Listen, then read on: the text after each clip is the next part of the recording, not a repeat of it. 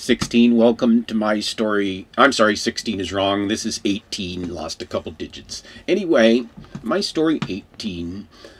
In the last episode, we talked about 17, but 18 we described as infinite money. From infinite minds comes infinite money. Long story short, I described to you a biblical perspective, because when you come along and describe a path to peace and justice on earth, and it involves an invention of infinite money, you have to explain, when we're all out of money, how can you all of a sudden invent infinite money? And it goes to a biblical context that I described in the last thing. I don't want to make all this biblical right now, but it described the big five religions, and it described the pyramid of truth, the pyramid, the five noble truths, the five pillars of Islam. It described the paradigm of how Judaism, Christianity, Islam, Hinduism and Buddhism and all the other isms in the world come together, and at the top of the pyramid is the Messiah, Jesus Christ. And I won't get into the symbolic reference of him, but he took himself to a virtual zero to show us the way, which is a one. And those of you who know how to compute, you know 0 and 1. And just imagine that I was able, imagine this, I was able to patent your zeros and ones. Well, pretty much. I own you all. But actually, anyway, you can't patent zeros and ones, can you? They were invented way, way long ago. Anyway, it's the notion there is only one choice. It's sort of a binary path. It's either we destroy ourselves, or we recreate our future together into a bright new world order. And I described a global enterprise, WeThePeopleOfEarth.biz, with its own bank by all the world's assets, with its own virtual currency, one currency throughout the world, which, well, because of the way we structure it, which only you might imagine, we could create, especially in the beginning, almost infinite capital to invest in a future that may be short in your reality, but in a future reality, when we turn our rear views forward and start looking to the future and planning it, and not just, well, letting the past guide us and let us fall through the winds of change we have no control of, take control of our own destiny. And that is the choice. And just to leave the biblical reference here, I believe that all of the Bibles were part of one paradigm. All of the isms part of one bigger isms. Some of the lies part of a beautiful lie. But all with one destiny. For all humanity to get smart and intelligent. And that's the intelligence for intelligent design. And that our salvation will not come down from heaven. But our salvation is already here. We have already received that salvation in the context of our history. And so, let's go forward now. So what would you do with almost infinite capital? Well, the first thing is you do, I described, well, retire out the Europeans, retire out the Americans and the people in developed nations. Take the middle classes, instead of stretching the retirement out, bring it down. Okay, why? Because then we can get them more time to consume more. The more they consume, and then their jobs get taken by other people, they get to make income.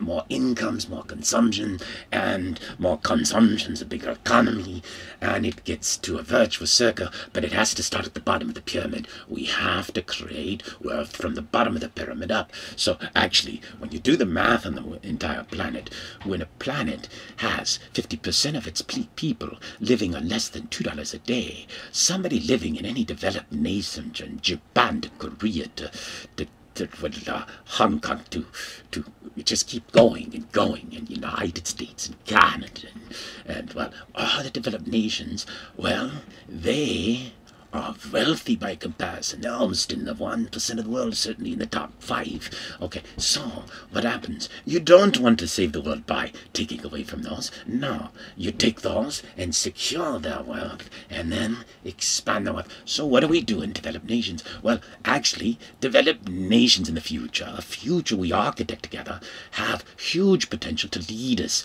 towards a really, really, really interesting future. So here's the thing. What if all our nations together in one enterprise and we decide to re-architect our transportation systems, focus on our best technologies, use our technologies so they interoperate across all of our technologies are like massively interoperable with humanity. And by the way, I've described in my iPhones. I haven't particularly described one thing that you know how to do.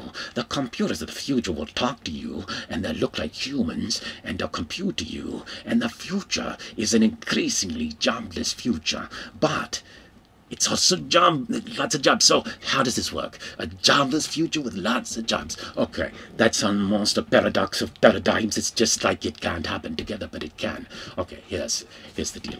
Okay, first thing is, as you know, automation is causing destruction of jobs as we know it. Like jobs that existed before no longer exist. Globalization is moving different jobs around the world to lower cost labor areas. But ultimately, the forces of technology will start to have an impact on our jobs. But, okay, so what would we do in technology if we had it all together and we were writing a roadmap for Japan and for Germany and for Europe and for America and for Canada and all the great developed nations right now? Well, we'd say, what do we do with transportation systems? Well, it's very easy. Let's start, first thing, let's look at our energy infrastructure, from our mobile energy for cars to the extent we use those, from our energy infrastructure, trucks, from our infrastructure for housing, and etc. And do we use oil, coal, gas, and how do we move from to wind, if that makes economic sense, or solar power, which ultimately will make lots. And so then we start a plan for that future together, and we start doing it together right and in volume. And you'll see if you do one thing right and in volume, things can be cheaper and better, and you can have a beautiful paradigm where everybody wins, and it's more profitable for both the consumer and the company and the enterprise. But here's the thing.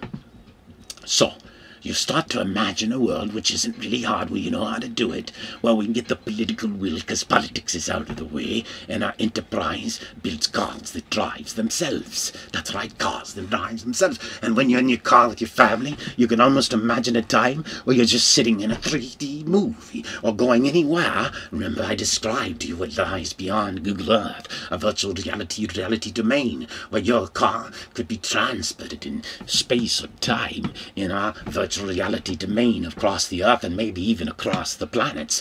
Well, that's while you're driving, and your car might look like you're in this entertainment domain or this reality domain, but in reality you're going down the Los Angeles freeway. Now, we might want to rethink if cars are the right thing to do in the long run, but let's say, and then what can we do with high-speed trains, and, well, what are the roles for planes, because we're gonna have all the planes, trains, and automobiles, and the bicycles, and the segways, and perhaps if we own Segway, we could build Segways in volumes, and everybody could have their own Segway, personal Segway for $99 instead of thousands of dollars. Now, that's the kind of new economics that you might imagine. But the thing is, we plan together, and we exercise those plans, and we test those plans, and we simulate those plans, and we build, well, never perfect plans, but we build in a learning plan to develop our Western civilization and advance the state of technology and advance the state of environment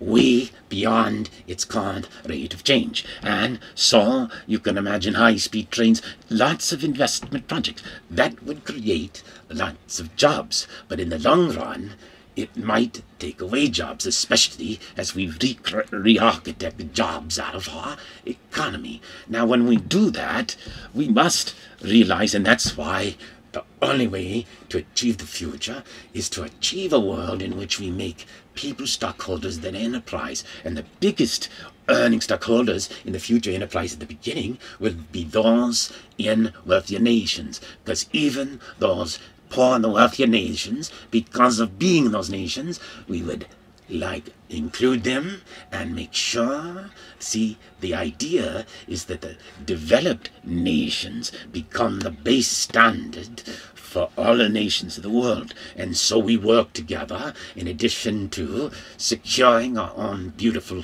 places in the developed world. We work on the developing world, and we work on recreating the warring world. I imagine the Holy Lands as really holy. I imagine it as a place where, well, here's the thing. What do you do when you're driving around in the Holy Lands and the cabs and cars drive themselves?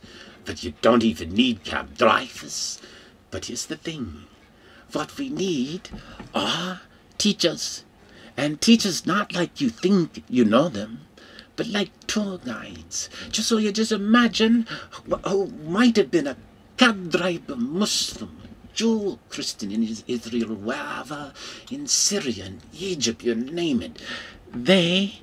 You could select them, and they could virtually appear in your car and tell you about the sights going on and the cultures and connect us in ways that might be unimaginable. See, now, how do you create this massive tourism holy land? Well, remember, we retired half the people out of the middle classes of the developed nations and brought their young into jobs and provided a path for sustainable healthcare, sustainable housing, sustainable food, providing a path. And, well, what is required to make this pyramid work is a safety net for the world. And we described our pyramid before, but really at the top of the pyramid is not a guy.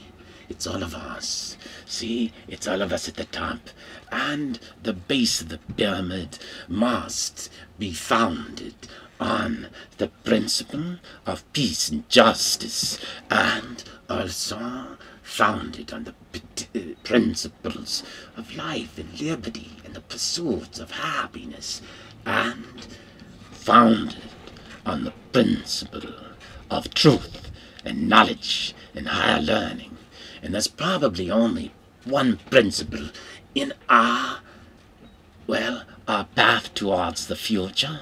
There's only one principle that can really matter here, and that's the principle of truth. Truth. It's really quite simple. Truth is not grey, although it may look like that when you're running your world through a rear-view mirror. When you see, as I described it before, that's like trying to see the future with your head up your ass. No longer looks brown and grey. You can't see the truth because you're looking the wrong way. But see, if the right way is beyond your vision, how do you ever see the truth without a prophet? But here's the problem. In your reality, if a prophet came along, what are the likelihoods in any nation of the planet that a real prophet would be allowed to be heard? And well, you might probably put your prophets today in your mental institutes, but that's neither here nor there. Well, it might be the result of a radioactive mind, but see, until 50 years ago, you didn't have people running around making huge amounts of money calling people crazy. Now it's one of our highest growth practices in America. And, well, when you hire people to call people crazy, all of a sudden they find more crazy people. Which came first? The shrinks or the crazy people? That's another part of the story. Anyway, I might say, the Prophet Muhammad, with no disrespect and all the respect intended, was arguably a radioactive mind, a madman in a cave. And, well, I will only remind those believers in the Quran. And by the way, my notion is not to embrace any one religion, but a notion of embracing them all and accepting them all together, and not to go away or abandon any, but to reinforce all, that all are one paradigm, all are one story, all are one story of us, under one God. And I might remind Muslims, But, like I remind Christians, and I'm not reminding you, you could remind yourself, it's your own words, turn the other cheek, and for Muslims it says, to kill an innocent person is as if you killed all of mankind. I will leave it at that.